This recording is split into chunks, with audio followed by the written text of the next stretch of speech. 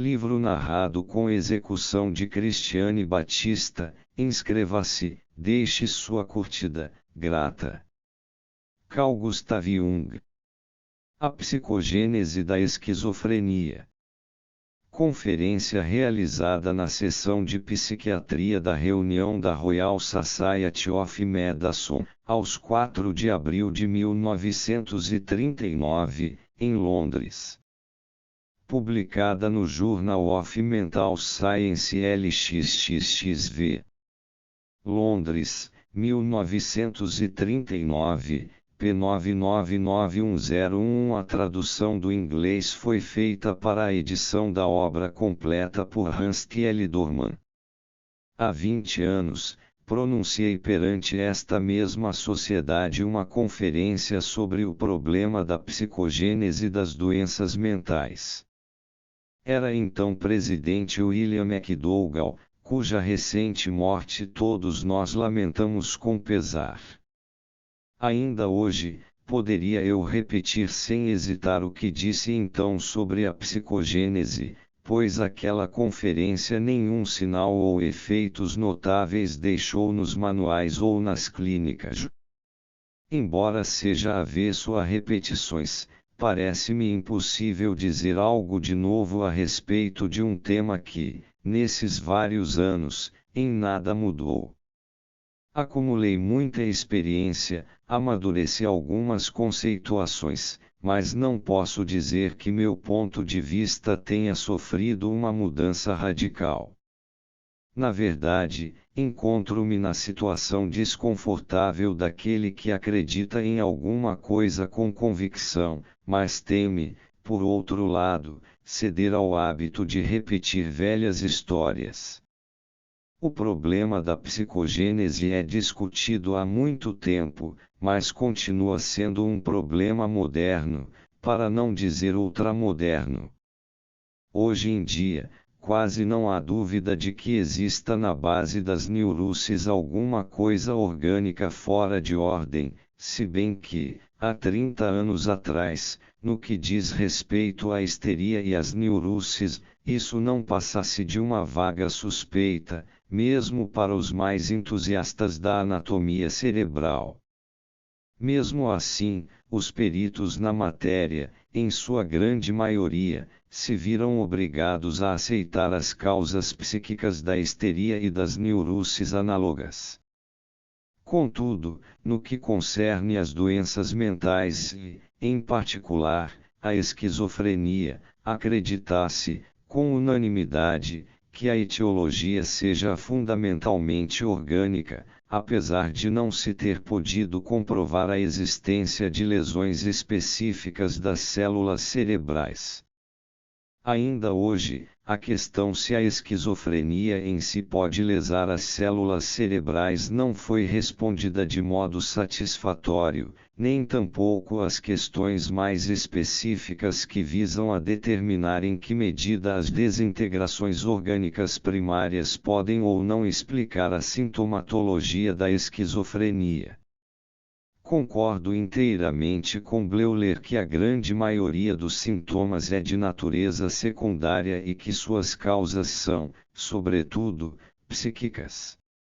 Em relação aos sintomas primários, Bleuler supunha a existência de uma causa orgânica. Ele aponta como o sintoma primário um distúrbio particular no processo de associação. Segundo o seu ponto de vista, toda desintegração ocorre quando as associações aparecem particularmente mutiladas e desconexas.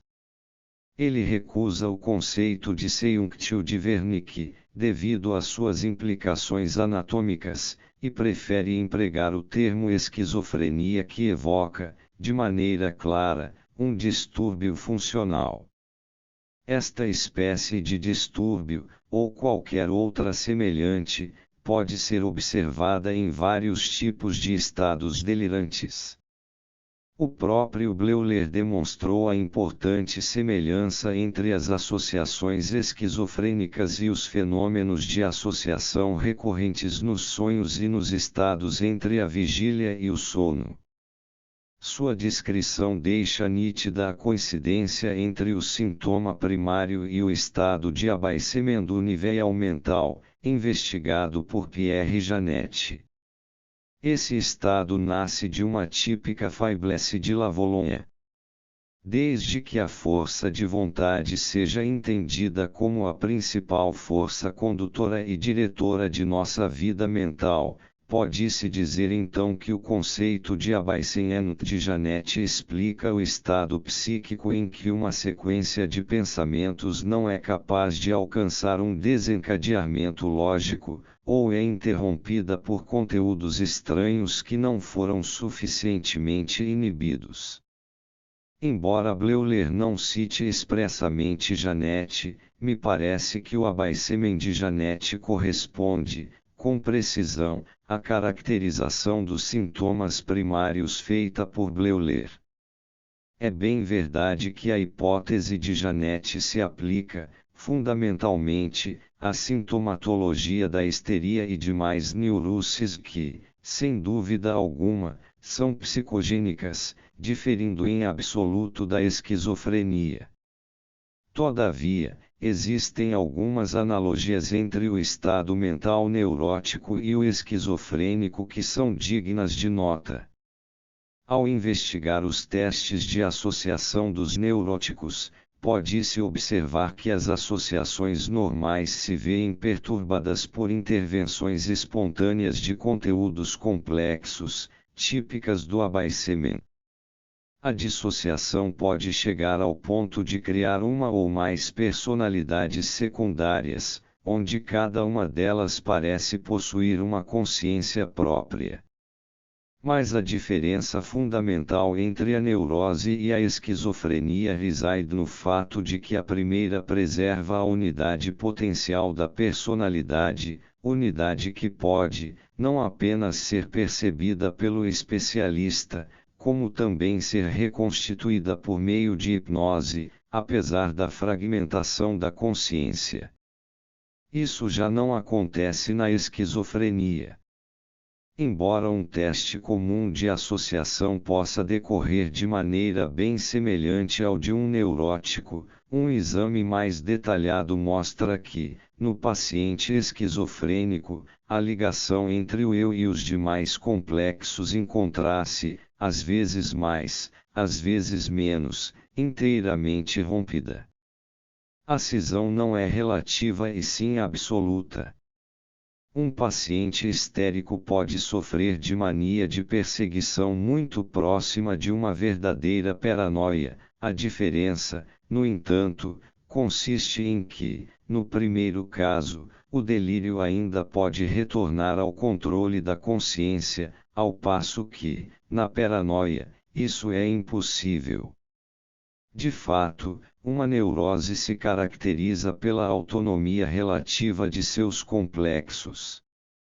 Já na esquizofrenia, os complexos se tornam fragmentos autônomos e independentes que não se reintegram na totalidade psíquica ou então se interligam, de modo inesperado, como se nada tivesse acontecido. Na esquizofrenia, a dissociação não é apenas muito mais séria, mas, com muita frequência, também irreversível. Não se trata, como no caso da neurose, de dissociações fluidas imutáveis e sim de um espelho partido. A unidade da personalidade que, no caso da histeria, empresta um caráter humano e compreensível às personalidades secundárias, parte-se definitivamente em pedaços. Por exemplo, numa pessoa histérica com várias personalidades, existe uma colaboração tranquila e até ritmada entre elas, onde cada uma desempenha seu próprio papel sem molestar as demais.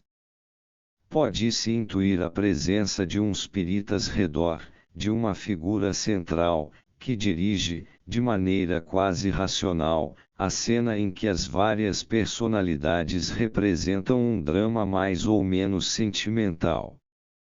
Cada personagem possui um nome sugestivo e um caráter determinado e todos são tão histéricos e sentimentais quanto a consciência do paciente. Num esquizofrênico, o quadro da cisão de personalidade é bem diferente. As figuras cíndidas possuem nomes e características banais, grotescas, caricaturais, e, em muitos aspectos, contestáveis. Além disso, não colaboram com a consciência do paciente. Não têm muito tato nem respeito pelos sentimentos. Ao contrário, intrometem-se e perturbam o tempo inteiro, atormentando o eu de inúmeras maneiras, todas são desagradáveis e chocantes, tanto em seu comportamento insolente e espalhafatoso quanto pela crueldade e obscenidade grotescas. Trata-se visivelmente de um caos de visões, vozes e tipos desconexos, todos de natureza violenta, estranha e incompreensível. Se ainda for possível falar de um drama, esse está fora do alcance de qualquer possibilidade de compreensão do paciente. Na maior parte dos casos, supera inclusive as possibilidades de compreensão do próprio médico, levando-o a duvidar das condições psíquicas de todo aquele que vê, nas ideias delirantes, mais do que simples loucura. As figuras autônomas escapam ao controle do eu a ponto de sua participação originária na estrutura psíquica do paciente desaparecer por completo. O abaissement atinge um grau desconhecido na esfera das neuroses. Enquanto que uma dissociação histérica é suplantada pela unidade da personalidade ainda em funcionamento, na esquizofrenia são justamente as bases da personalidade que se vêem abaladas. O abaissement 1 provoca a perda de áreas completas de conteúdos, normalmente controlados. 2. Provoca fragmentação da personalidade. 3. Impede que sequências normais de pensamentos se processem de modo coerente e se completem. 4. Restringe a responsabilidade e a reação adequada do eu. 5. Provoca ideias incompletas da realidade, permitindo então o aparecimento de reações emocionais insuficientes e inadequadas. 6. Reduz o limiar da consciência e permite a entrada de conteúdos inconscientes que, em geral, estariam reprimidos, passando a penetrar na consciência sob a forma de invasões autônomas. Todos esses efeitos de abaissement podem ser observados tanto na neurose como na esquizofrenia. Na neurose, porém, a unidade da personalidade é preservada mesmo que potencialmente, enquanto que, na esquizofrenia, é danificada de modo quase irreparável.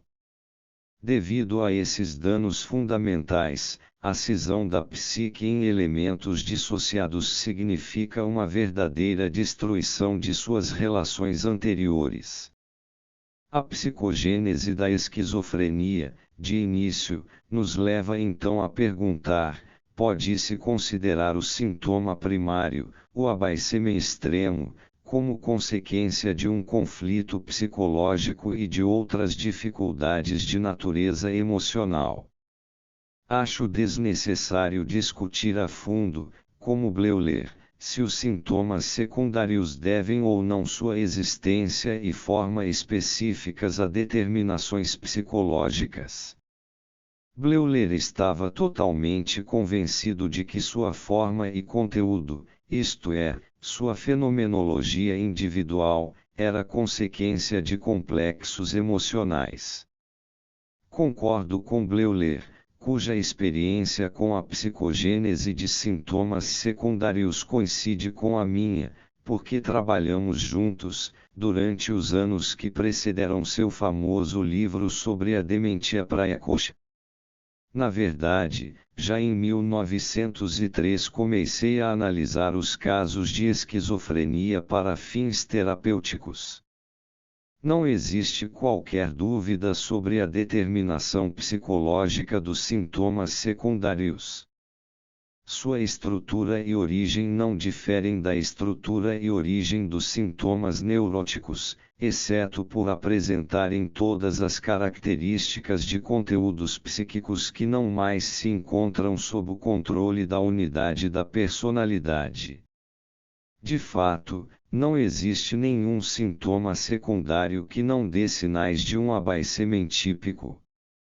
Essa característica, no entanto, não depende da psicogênese, mas provém, exclusivamente, do sintoma primário.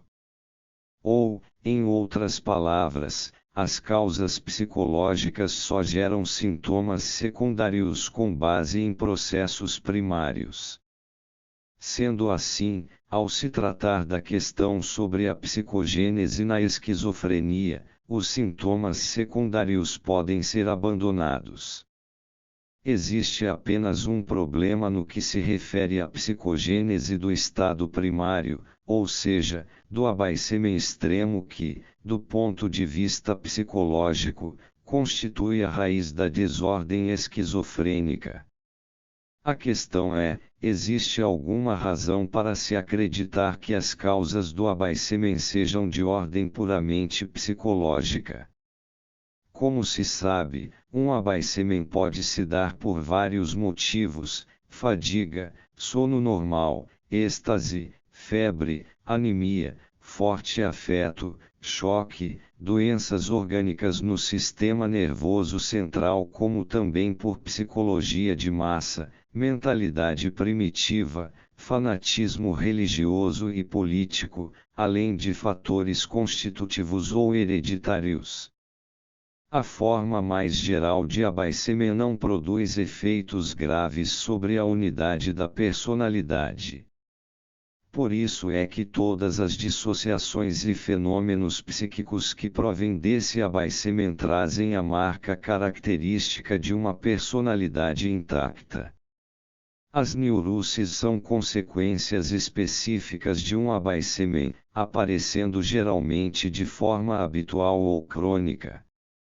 Nos casos em que parecem ser a consequência de uma forma mais aguda, encontra-se sempre uma disposição psicológica mais ou menos latente antes do abaissemen, de maneira que esse surge apenas como causa condicional. Desse modo, é inquestionável que um abaissemen, capaz de chegar a uma neurose, nasce de fatores exclusivamente psicológicos ou do entrelaçamento desses fatores com outros de ordem mais fisiológica. Todo abaissemen, sobretudo aquele que conduz a uma neurose, significa em si mesmo o enfraquecimento do controle superior. A neurose é uma dissociação relativa, um conflito entre o eu e uma força contrária relacionada aos conteúdos inconscientes. Esses conteúdos perdem, às vezes mais, às vezes menos, a ligação com a totalidade psíquica, fragmentando-se, provocando com isso uma despotenciação da personalidade consciente. Por outro lado, o intenso conflito exprime um desejo igualmente intenso de recompor a ligação rompida. Na verdade, não ocorre um trabalho de colaboração, mas se sabe, ao menos, que um conflito violento ocupa o lugar de uma ligação positiva. Todo neurótico luta pela preservação e domínio da consciência e pela subjugação das forças inconscientes contrárias. Contudo, no momento em que o paciente se deixa invadir e guiar pelos estranhos conteúdos do inconsciente, ou seja, para de lutar, chegando a se identificar com os elementos mórbidos, ele fica exposto ao risco da esquizofrenia.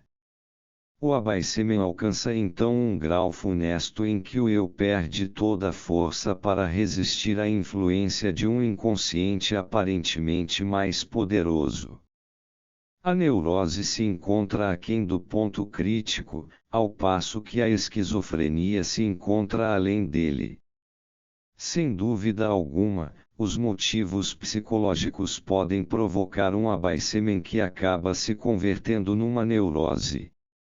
Uma neurose pode se aproximar do limiar perigoso, mas, de algum modo, ainda consegue se manter aquém dele.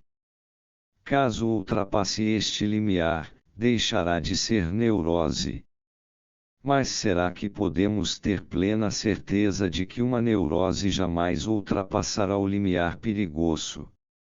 Sabemos que existem casos considerados durante anos como neuroses que, de súbito, ultrapassam as fronteiras, e o paciente se transforma inequivocamente num verdadeiro psicótico.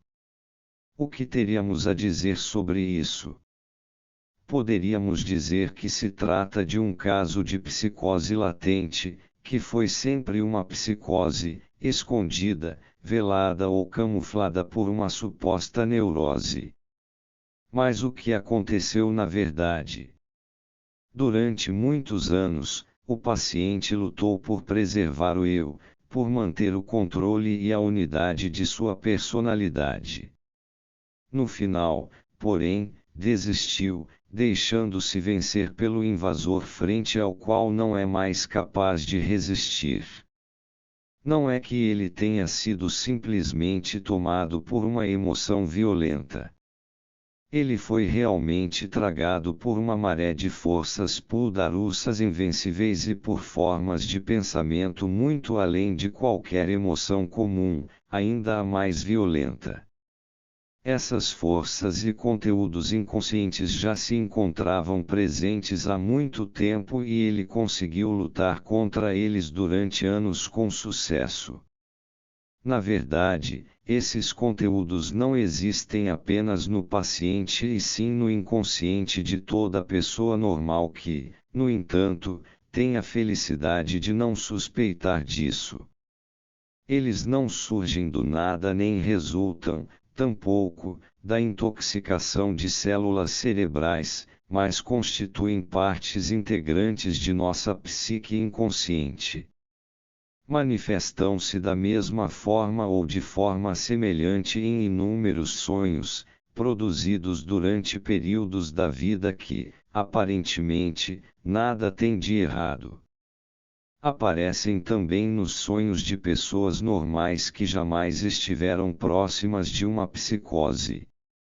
Todavia, se uma pessoa normal vive, de repente, um perigoso abaissement, os sonhos podem se apoderar de sua consciência, fazendo com que pense, sinta e haja como um doente mental.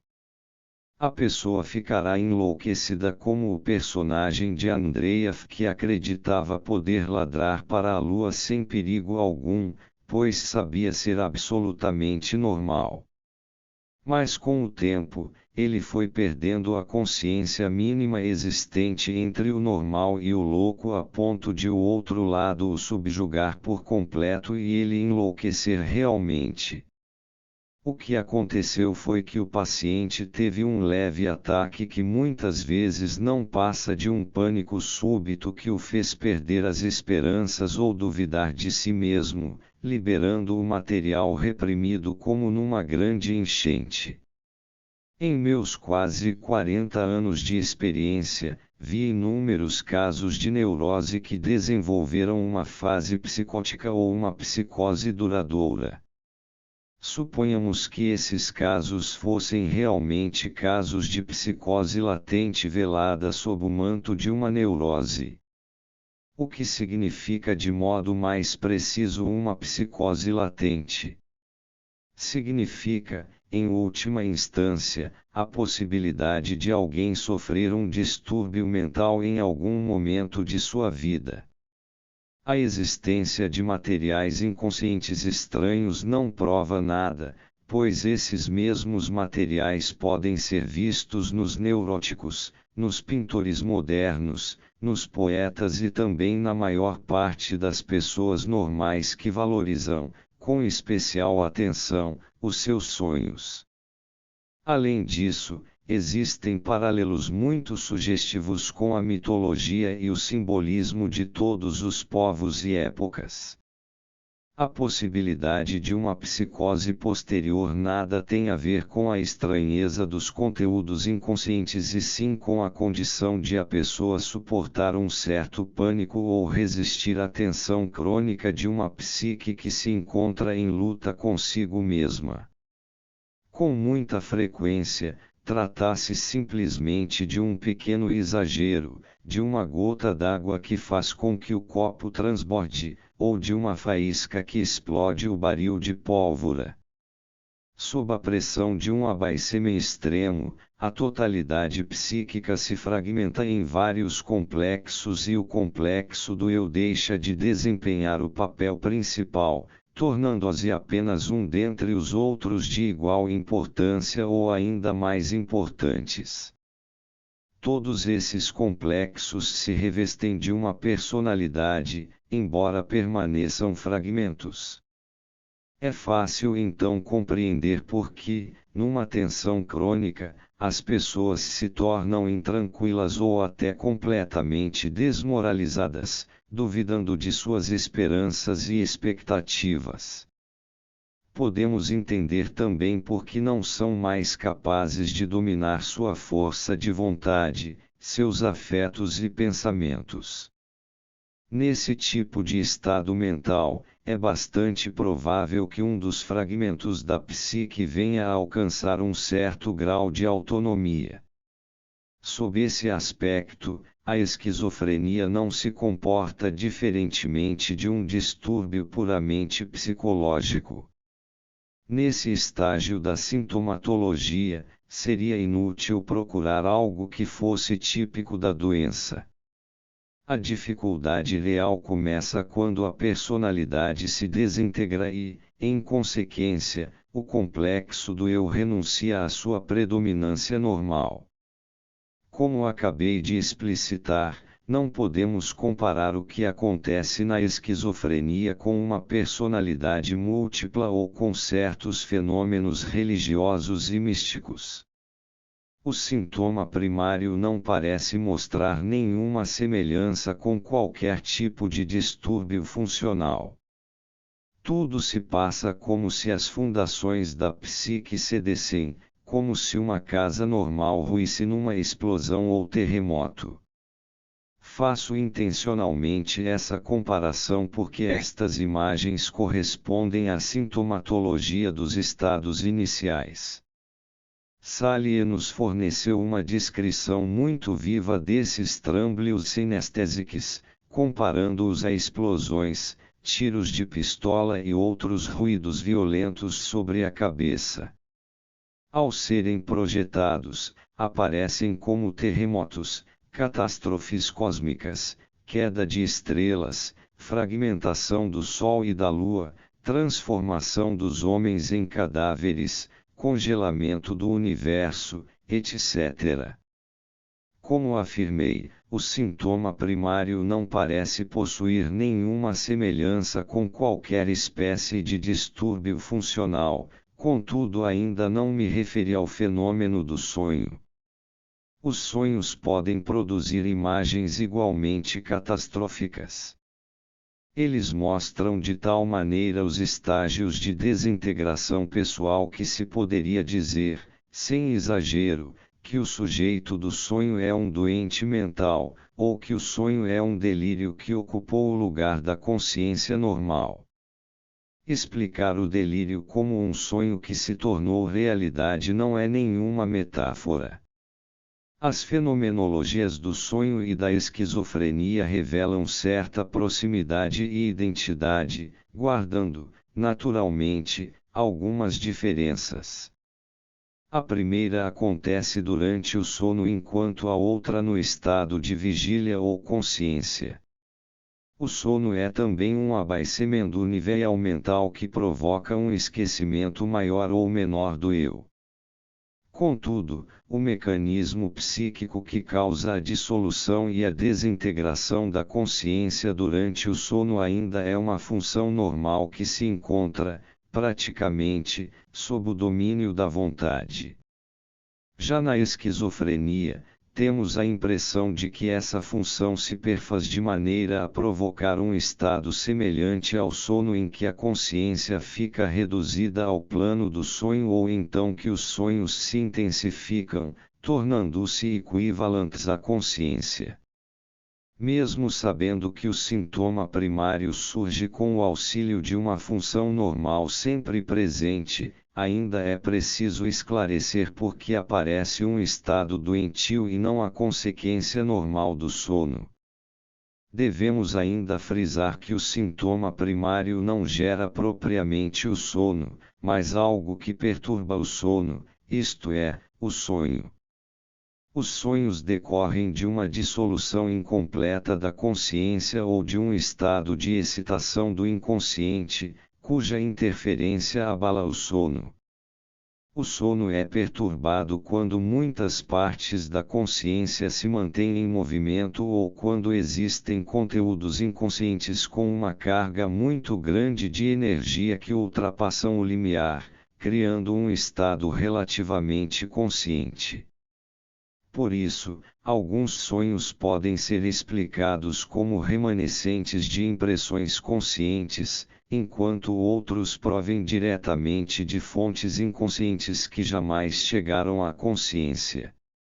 Os sonhos do primeiro tipo possuem um caráter pessoal, adequando-se, em geral, a uma psicologia pessoal. Os do segundo possuem um caráter coletivo, evocando imagens predominantemente mitológicas, lendárias ou arcaicas em geral. Para explicar esse tipo de sonho é necessário considerar o simbolismo histórico e primitivo. As duas espécies de sonho estão espelhadas na sintomatologia da esquizofrenia. Da mesma maneira que os sonhos normais, a esquizofrenia apresenta uma mistura de material pessoal e coletivo, com a diferença de que parece haver uma predominância do material coletivo. Isso é particularmente visível nos estados conhecidos como estados oníricos ou delirantes e na paranoia, e também nas fases catatônicas, desde que se consiga penetrar nas experiências interiores desses pacientes. Em condições normais, os sonhos importantes aparecem sempre que o material coletivo predomina. Os primitivos chamam esses sonhos de grandes sonhos, atribuindo-lhes uma importância para toda a tribo. O mesmo se pode observar na Grécia e Roma antigas, onde tais sonhos eram narrados no Areópago e no Senado. Em geral, estes sonhos surgem em momentos e períodos decisivos da vida na infância, dos 3 aos 7 anos, na puberdade, dos 14 aos 16, no período adulto, dos 20 aos 25, na idade madura, dos 35 aos 40, e antes da morte, aparecendo também durante situações psicológicas particularmente importantes. Parece que esses sonhos ocorreram nos momentos em que os antigos e os primitivos sentiam a necessidade de realizar certos ritos religiosos ou mágicos, a fim de alcançarem resultados positivos ou agradarem aos deuses. Podemos supor com segurança que os assuntos ou as preocupações pessoais importantes explicam os sonhos pessoais. Mas quando se trata de sonhos coletivos, vemo-nos diante de um terreno menos seguro, já que suas imagens inacreditáveis e arcaicas não podem ser reconduzidas às fontes pessoais. A história dos símbolos oferece, no entanto, paralelos absolutamente surpreendentes e esclarecedores sem o que não poderíamos fazer a experiência do significado valioso desses sonhos. Esse fato deixa claro como a formação do psiquiatra é insuficiente. Sem um conhecimento penetrante dos símbolos históricos e étnicos torna-se, naturalmente, impossível apreciar a importância da psicologia comparativa para a teoria dos delírios. Mal havíamos iniciado a análise qualitativa da esquizofrenia na clínica psiquiátrica de Zurique, reconhecemos, de imediato, a necessidade desse tipo de informação adicional. De certo, começamos por uma psicologia inteiramente personalista, sobretudo a representada por Freud. Mas logo percebemos que a psique humana é, em sua estrutura fundamental, tão pouco personalista como o corpo, constituindo muito mais uma herança universal. A lógica do intelecto, a razão do querer, as emoções, os instintos, as imagens e formas estruturantes da imaginação possuem muito mais semelhança com a exposição kantiana das categorias a priori, ou com a ideia de Platão do que com os deslizes, circunstancialidades, riumares e singularidades de nossa mente pessoal. Na esquizofrenia, em particular, encontramos uma quantidade enorme de símbolos coletivos, ao passo que seu número é bem menor na neurose que apresenta, à exceção de alguns poucos casos, uma psicologia predominantemente pessoal. O fato de a esquizofrenia desfazer os fundamentos da psique explica o excesso de símbolos coletivos que constituem a estrutura fundamental da personalidade. A partir desse ponto de vista, podemos concluir que, por apresentar um material arcaico, a esquizofrenia tem todas as características de um grande sonho ou, em outras palavras, consiste num acontecimento importante, evidenciando as mesmas particularidades luminosas que, nas culturas primitivas, pertencem ao ritual mágico. De fato, o doente mental sempre gostou do privilégio de ser um possuído pelos espíritos ou perseguido por um demônio. Na verdade, essa descrição interpreta corretamente o estado psíquico de uma pessoa assim, na medida em que é mesmo assaltada por fisionomias e formas de pensamento autônomas. Além disso, a valorização primitiva da doença mental acentua uma característica especial que não pode ser esquecida: o primitivo atribui a personalidade, a iniciativa e a intenção ao inconsciente, interpretando assim mais uma vez com exatidão o que se passa. Segundo o ponto de vista primitivo, é bem claro que o inconsciente se apoderou do eu, através de seus próprios impulsos. Sendo assim, não é o eu que enfraquece, mas o inconsciente que se fortalece com a presença do demônio. O primitivo, portanto, não busca a causa do distúrbio mental num enfraquecimento primário da consciência, mas no fortalecimento extraordinário do inconsciente. Confesso que é muito difícil decidir se a causa primária é um enfraquecimento da consciência ou um fortalecimento do inconsciente. A segunda possibilidade não pode ser simplesmente excluída, pois, na esquizofrenia, o material arcaico, extremamente rico, é expressão de uma mentalidade ainda mais infantil e primitiva. Pode-se então tratar de atavismo. Considero com seriedade a possibilidade de uma espécie de inibição do desenvolvimento onde uma quantidade maior do que o normal de psicologia primitiva permanece intacta, não se adequando às condições modernas.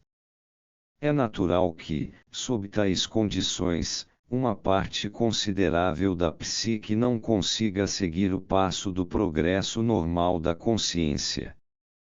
Com o passar dos anos, o distanciamento entre o inconsciente e a consciência aumenta, gerando, então, um conflito, de início latente.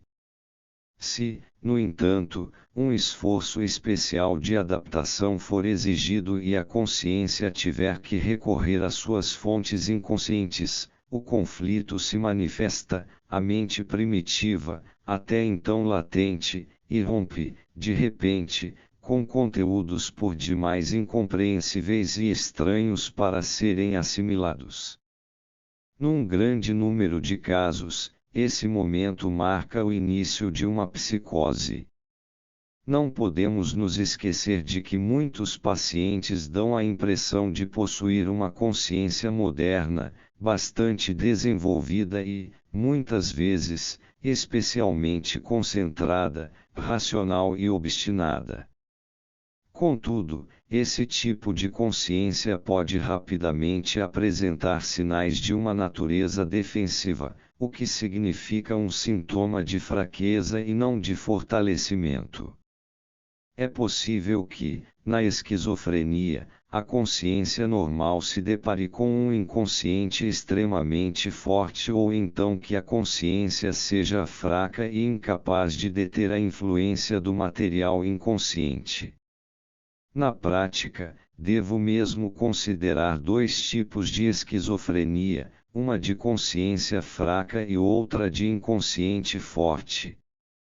Podemos estabelecer aqui uma certa analogia com as neuroses, onde também encontramos pacientes caracterizados por uma consciência fraca e pouca força de vontade, e outros com acentuada energia provocada por uma determinação inconsciente quase que superpoderosa. Esse é o caso, em especial, de impulsos criadores, artísticos ou outros, que estão atrelados a incompatibilidades inconscientes. Voltando à pergunta inicial acerca da psicogênese da esquizofrenia, percebemos como o problema é complexo. Em todo caso, devemos ter sempre em mente que o termo psicogênese designa duas coisas distintas: 1. Uma origem exclusivamente psicológica, 2. Um número de condições psicológicas. Discutimos o segundo ponto, mas ainda não tocamos no primeiro. Este considera a psicogênese na perspectiva de uma causa eficiente. A pergunta que então se coloca é a seguinte: a causa da esquizofrenia é ou não única e absolutamente psicológica? Como sabemos, em todos os campos da medicina, esse tipo de questão é mais do que embaraçante, podendo ser respondida somente em pouquíssimos casos. A etiologia comum repousa sobre o concurso de condições distintas. Foi por isso, Elias, que as palavras causalidade e causa foram retiradas do vocabulário médico e substituídas por condicionalismo. Concordo plenamente com essa medida, já que é impossível provar, ainda que de modo aproximativo, se a esquizofrenia é, primariamente, uma doença orgânica ou uma doença de origem psicológica. Embora possamos suspeitar com várias razões da natureza orgânica do sintoma primário, não podemos ignorar o fato comprovado de que muitos casos têm origem por ocasião de um choque emocional, de uma decepção, de uma situação difícil ou modificação do destino, etc., e que, além disso, muitas recaídas e melhoras se devem a condições psicológicas. Assim, como julgar o caso que relatarei a seguir? Um jovem estudante viveu uma grande decepção em sua vida amorosa. Sofreu um ataque de catatonia, recuperando-se alguns meses depois. Concluiu então seus estudos e alcançou muito sucesso na profissão. Passados alguns anos, retomou a Zurique, onde havia vivido seu caso de amor. Teve, imediatamente, um novo ataque muito semelhante ao primeiro. Acreditava ter visto a moça em algum lugar.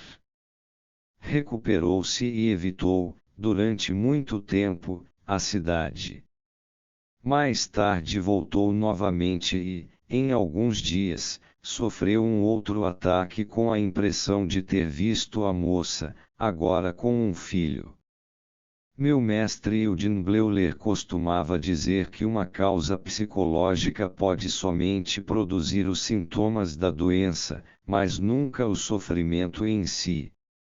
Esta afirmação pode ser de muita profundidade ou então bastante superficial. Em todo caso, ela deixa bem nítido o dilema do psiquiatra.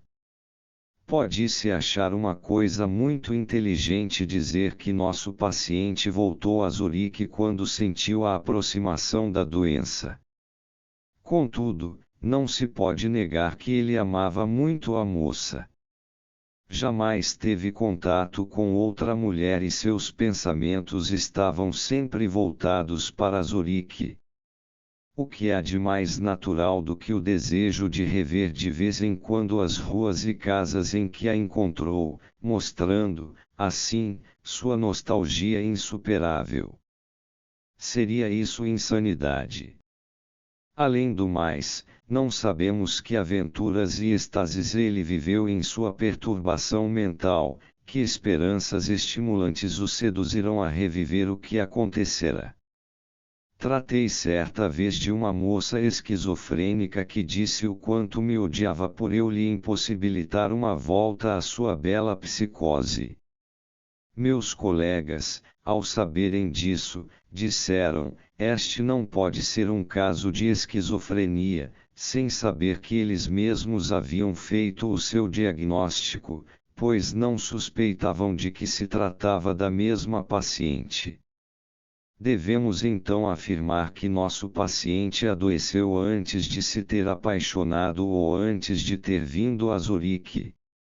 Desse modo, fazemos a constatação paradoxal de que ele já se encontrava doente quando era normal e de que, por causa da doença, é que ele se apaixonou e voltou ao lugar fatídico.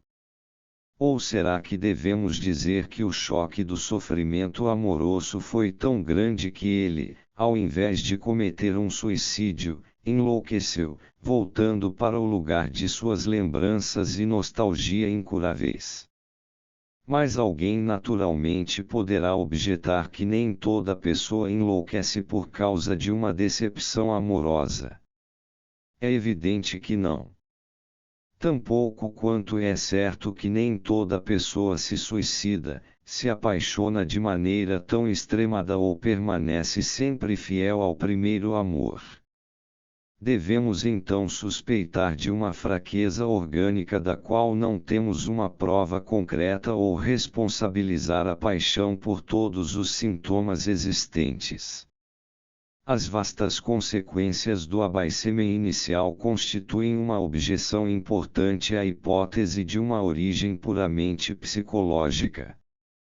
Infelizmente, quase tudo o que sabemos a respeito do sintoma primário e de sua possível natureza orgânica são apenas interrogações inúmeras, ao passo que nosso conhecimento sobre as possíveis condições psicogênicas se fundamentam em fatos cuidadosamente observados. Na verdade, existem casos orgânicos de edemas cerebrais de consequências fatais. Mas como constituem um número muito pequeno, não podemos afirmar com segurança se esse tipo de doença pode receber o nome de esquizofrenia. Um importante argumento contra a psicogênese da esquizofrenia é o seu péssimo prognóstico, incurabilidade e demência final. Mas como afirmei, há mais de 20 anos atrás, as estatísticas clínicas são feitas, sobretudo, com base na seleção dos piores casos que exclui os casos menos graves. Dois fatos me impressionaram muito ao longo de minha atividade como psiquiatra e psicoterapeuta.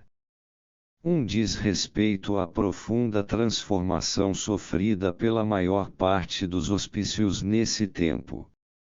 A maioria dos catatônicos totalmente degenerados desapareceu por completo apenas porque lhes foi dada uma ocupação. O outro fato que me impressionou foi a descoberta que fiz logo no início de minha prática psicoterapêutica: o grande número de esquizofrênicos existentes fora das clínicas psiquiátricas. Esses casos estão, em parte, camuflados como delírios de perseguição, neuroses obsessivas, fóbias e histerias e evitam, ao máximo, a proximidade com o hospício. São pacientes que insistem muito no tratamento. Como fiel discípulo de Bleuler, investigava os casos que não chegavam à clínica, mas que, antes do tratamento, tinham sido reconhecidos como casos de esquizofrenia.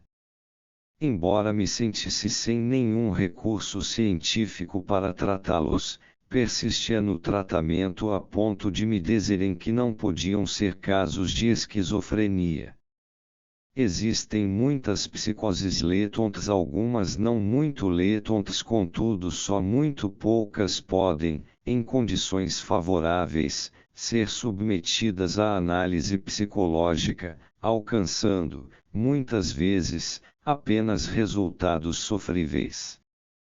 Mesmo quando não tenho muita esperança em relação a um paciente, tento lhe oferecer o máximo de psicologia possível, pois vi muitos casos em que, devido a um aumento do entendimento psicológico, o prognóstico melhorou e os ataques posteriores foram menos graves.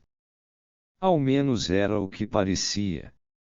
Os senhores sabem como é difícil emitir um julgamento sobre esse assunto. Nestes casos em que nos vemos continuamente assaltados pela dúvida e onde todo o trabalho é pioneiro, devemos confiar bastante na própria intuição e seguir nossos sentimentos, apesar de todos os riscos de se cometer um erro. Fazer um diagnóstico correto ou confirmar o péssimo prognóstico constituem os aspectos menos importantes da atividade médica. Isso pode até mesmo sufocar o entusiasmo que, na psicoterapia, é o segredo do sucesso. Os resultados alcançados pela terapia ocupacional nos hospícios mostraram claramente que o estado dos casos considerados sem esperança pode melhorar muitíssimo. Também os casos menos graves que não chegam à clínica psiquiátrica podem chegar a resultados bastante encorajadores através da psicoterapia ocupacional. Não quero parecer otimista em excesso. Muitas vezes, pouco ou quase nada pode ser feito. Há cerca de 14 anos, trato de uma mulher que tem agora 64 anos. Não a vejo mais do que 15 vezes por ano. Ela é esquizofrênica e por 2 vezes foi trazida para a clínica com uma psicose aguda, aí permanecendo por muitos meses. Ouvia inúmeras vozes que se distribuíam por todo o seu corpo. Consegui encontrar uma voz bastante racional e útil. Tentei aperfeiçoá-la, e o resultado foi que o lado direito do corpo livrou-se das vozes há 2 anos. Apenas o lado esquerdo continuou sob o jugo do inconsciente. Depois disso não sofreu novos ataques. Infelizmente, ela não é inteligente e tem uma mentalidade medieval primitiva. Só consegui estabelecer com ela uma boa relação, adaptando minha terminologia à terminologia do primeiro período da Idade Média. Não havia mais alucinações, apenas diabo e bruxaria. Embora não se trate de um caso excepcional, pude descobrir que sempre tenho muito a aprender com os pacientes mais graves e mesmo com os casos impossíveis.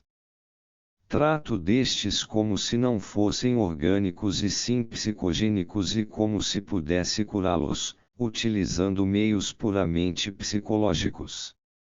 Confesso que não consigo imaginar de que maneira alguma coisa puramente psíquica possa causar um abaecimento capaz de destruir a unidade psicológica, muitas vezes, sem deixar qualquer chance de cura. Sei, contudo, através de todos esses anos de experiência, não apenas que a maioria avassaladora dos sintomas é determinada psicologicamente, como também que um número não computado de casos está sob a influência de fatores psíquicos ou relacionados a eles de algum modo. No caso da neurose, esses fatores seriam considerados, sem nenhuma hesitação, como causas.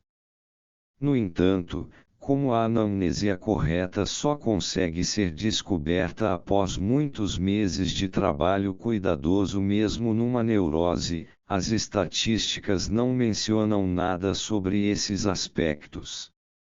Na anamnesia psiquiátrica, predomina uma falta de conhecimento psicológico, na maior parte das vezes, assustadora. Com isso não quero dizer que o clínico deva saber alguma coisa de psicologia, mas, sobretudo, que se o psiquiatra quiser exercer a psicoterapia, ele precisa necessariamente de uma formação psicológica correta. Infelizmente, o que chamamos de psicologia médica consiste numa visão muito unilateral. Ela fornece, talvez, um certo conhecimento acerca dos complexos mais correntes, mas sabe muito pouco do que acontece fora do âmbito da medicina propriamente dita. A psicologia não consiste em métodos simples e práticos de medicina. Está mais ligada à história da civilização, à filosofia, à religião e, em especial, à mentalidade primitiva. A mente patológica constitui uma vasta região praticamente inexplorada se a compararmos com o que se tem feito no campo da biologia, da anatomia e da psicologia da esquizofrenia, que recebem toda a atenção. Com todo esse trabalho, que conhecimentos seguros foram conquistados em relação à hereditariedade e à natureza dos sintomas primários? Diria, se o lado psíquico da esquizofrenia foi abordado adequadamente, vamos então discutir mais uma vez a questão da psicogênese,